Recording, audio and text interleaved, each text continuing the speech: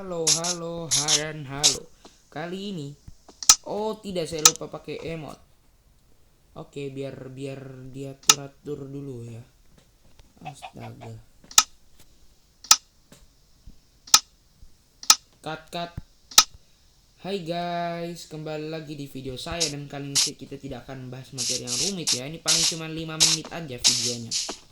Ya, jadi kali ini kita akan membahas dan ini adalah video fun fact ya, dan kita akan bahas kenapa dan karena pasti kalian akan terkejut ya, bagi kalian emak-emak yang pengen menghemat tagihan listrik per bulan.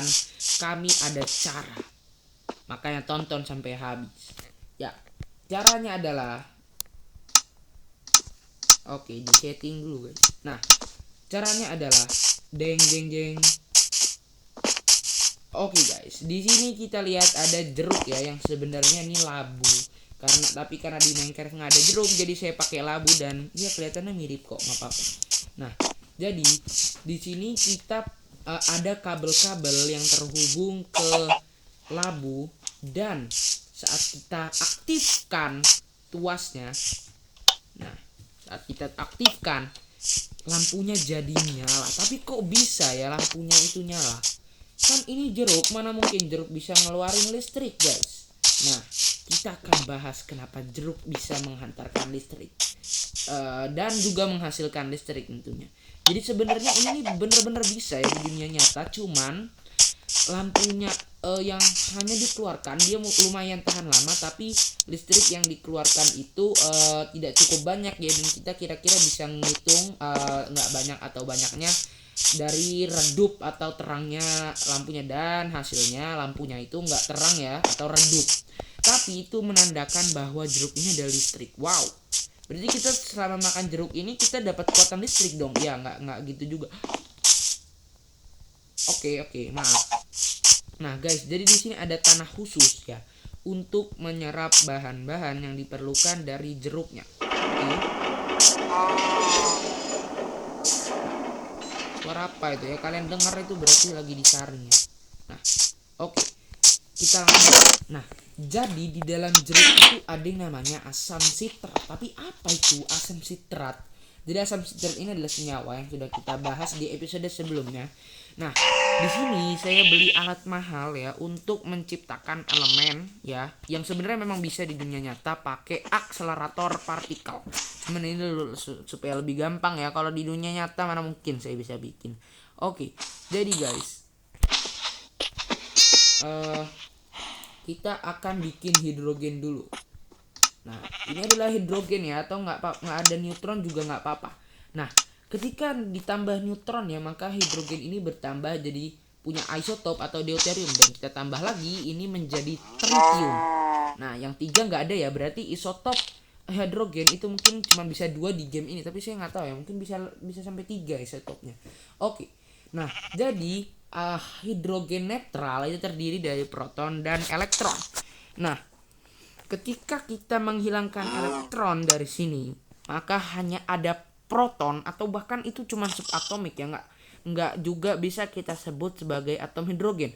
Tapi inilah faktanya bahwa cuman ada satu positif proton di dalam atom hidrogen ini. Otomatis hidrogennya menjadi kation atau ion positif ya. Kita juga sudah membahas apa itu ion ya, dimana elektron itu bisa yang ditentukan oleh nilai elektron.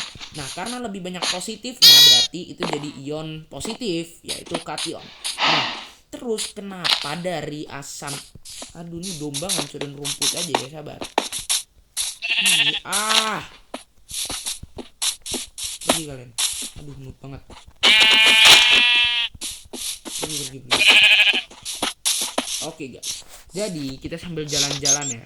Jadi asam ini punya muatan ya positif. Asam itu punya muatan positif, yaitu H+ yang bereaksi.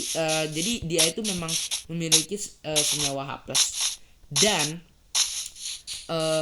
memiliki isotop hidrogen positif, isotop positif hidrogen ya, dan itu akan keluar ketika asam itu bereaksi dengan air. Dan Karena jeruk itu kan ada cairannya, jadi asamnya bereaksi dengan air dan melepaskan H+. Nah, seketika energi kimia yang tersimpan di dalam jeruk ya, kita juga tahu bahwa fungsi buah pada tumbuhan itu untuk menyimpan energi guys ya. Nah, jadi pasti ada energi kimia di dalamnya untuk tumbuhan supaya bisa dikonsumsi oleh tumbuhan energinya itu.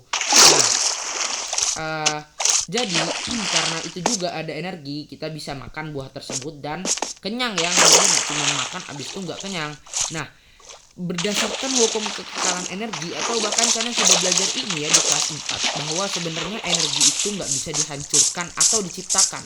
Energi itu hanya berpindah dari satu bentuk ke bentuk lainnya. Nah, jadi ketika energi kimia dalam jeruk bereaksi dengan asam yang melepaskan H+, maka jeruk tersebut jadi punya listrik ya, jadi memiliki listrik di dalamnya dan dapat terhantarkan juga oleh ion asam sitrat ini. Jadi asam sitrat ini juga bereaksi dengan cairan di dalam jeruk ya. Kalau kita makan tuh kan ada airnya ya guys, itu cairannya ya. Bereaksi dengan cairan jeruk dan dari energi kimia menjadi energi listrik. Oke. Aku tadi bilang 5 menit, sekarang dari 6 menit ya, biarin aja nggak apa-apa ya, yang penting seru ya pembahasannya. Nah, setelah itu juga listrik ini dapat di jeruk ini dapat terhantarkan atau dapat digunakan untuk dirubah lagi jadi energi lainnya, seperti misalnya jadi bisa nyalain lampu. Karena asam ini juga konduktor ya, karena dia memiliki muatan listrik plus. Kan kalau kalian lihat baterai itu ada plus minusnya ya, atau negatif positifnya. Begitu juga dengan asam, jadi otomatis asam ini konduktor dan dapat bereaksi dengan zat lain untuk menghasilkan listrik. Nah, kita sudah tahu itu, dan ternyata kita nggak cuman bisa bagi ibu-ibu yang lagi-lagi males bayar tagihan dan uangnya nggak cukup, apalagi pandemi kayak gini. Ibu-ibu bisa mendapatkan listrik gak cuman dari jeruk ya, karena dari jeruk itu energi listriknya cuma sedikit. Nah, tapi ternyata dari energi-energi yang disediakan oleh alam itu juga dapat berubah menjadi listrik ya, seperti misalnya angin gitu ya. Pakai kincir angin kita bisa mendapatkan energi angin yang sudah tersedia dari alam, dan kita bisa rubah jadi listrik, dan itu ramah lingkungan tentunya, dan gak perlu pakai listrik buat gerakin kincir anginnya. Begitu juga misalnya kayak PLTA yang digerakkan oleh arus air itu sendiri ya, yaitu turbin. Nah, dari air itu juga, atau pembangkit listrik tenaga air kita taunya ya. Nah, kita juga dapat mendapatkan listrik dari air, atau kita juga bisa mendapatkan listrik bahkan dari cahaya, atau dengan alat panel surya ya. Dan juga listrik ini dapat berubah jadi listrik ini dapat diproduksi atau didapatkan dari energi-energi lain, dan dapat berubah atau digunakan juga untuk energi lainnya. Jadi listrik dapat diproduksi dari cahaya, air, dan angin.